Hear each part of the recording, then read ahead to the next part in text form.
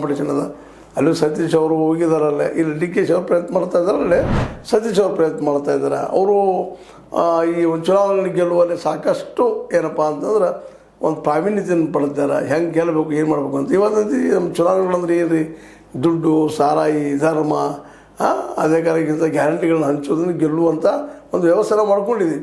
ಎರಡು ಸಲ ಏನಿತ್ತು 500,000 ಆಯಿತು. ಈಗ ಹಂಗಿಲ್ಲ, ಗ್ಯಾರಂಟಿ ಏನು ಕೊಡ್ತೀರಿ ಅನ್ನೋಂಥ ಮಟ್ಟಕ್ಕೆ ಜನರ ಮನಸ್ಥಿತಿ ಬಂದು ನಿಂತಿದೆ ಇವತ್ತು.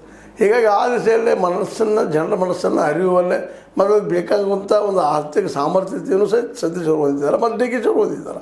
ಹೀಗಾಗಿ ಎರಡೂ ಭಾಗದಲ್ಲಿ ಸತೀಶ್ ಅವ್ರನ್ನ ಒಂದು ಕಡೆ, ಇನ್ನೊಂದು ಕಡೆ ಡಿ ಕೆ ಶಿ ಅವ್ರನ್ನ ಅವರ ಶಕ್ತಿಯನ್ನು ಮ್ಯಾಲ ಸಿದ್ದರಾಮಯ್ಯರ ಒಂದು ವ್ಯಕ್ತಿತ್ವ ಅದ, ಆ ವ್ಯಕ್ತಿತ್ವವನ್ನು ಗೆಲ್ಲಿಸಿ ನಾವು ತಮ್ಮದೇ ಅಂತ ಒಂದು ಕ್ಯಾಂಡಿಡೇಟ್ಗಳನ್ನ ಆರಿಸ್ತಿರ್ತಾರ ನಮ್ಮ ಯಡಿಯೂರಪ್ಪನವರು ಅಂತೇಳಿ. ಆರಿಸ್ತಂದ್ರೆ ಅಂತ ಹೇಳಿದ್ದೇನೆ, ಪವಾಡನ ಅದ್ರಲ್ಲಿ ಎರಡು ಮಾತಿಲ್ಲ. ಸಾಹಿತ್ಯ ಉಳಿದಾವಿಲ್ಲ ಅಂತಲ್ಲ, ಭಾಳ ಕಡಿಮೆ.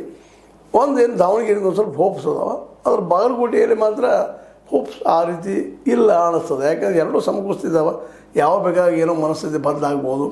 ಏನೋ ಆಗಲಿ, ಯಡಿಯೂರಪ್ಪ ಮತ್ತು ವಿಜೇಂದ್ರ ಅವರಿಗೆ ಈ ಒಂದು ಚುನಾವಣೆ ಏನಪ್ಪ ಅಂತಂದ್ರೆ, ಎರಡೂ ಚುನಾವಣೆಗಳು 2028ರಲ್ಲಿ ಮುಖ್ಯಮಂತ್ರಿಗೆ ಅರ್ಹರಿದ್ದಂಥ ವ್ಯಕ್ತಿ ವಿಜೇಂದ್ರ ಅನ್ನೋದಕ್ಕೆ ಇವು ಎರಡು ಪ್ಲಾಟ್ಫಾರ್ಮ್ ಆಗ್ತಾವು ಅನ್ನೋಂಥದ್ದು. ಈ ಪ್ಲಾಟ್ಫಾರ್ಮ್ನಲ್ಲೇ ನಮ್ಮ ಯಡಿಯೂರಪ್ಪನವರು, ವಿಜೇಂದ್ರ ಅವರು ಎಷ್ಟು ಮಟ್ಟಿಗೆ ಯಶಸ್ವಿ ಆಗ್ತಾರೆ ಅನ್ನೋದು ಎಲ್ಲರೂ ಪ್ರಶ್ನೆ ಮಾಡ್ತಾ ಇದ್ದಾರೆ. ಹೀಗಾಗಿ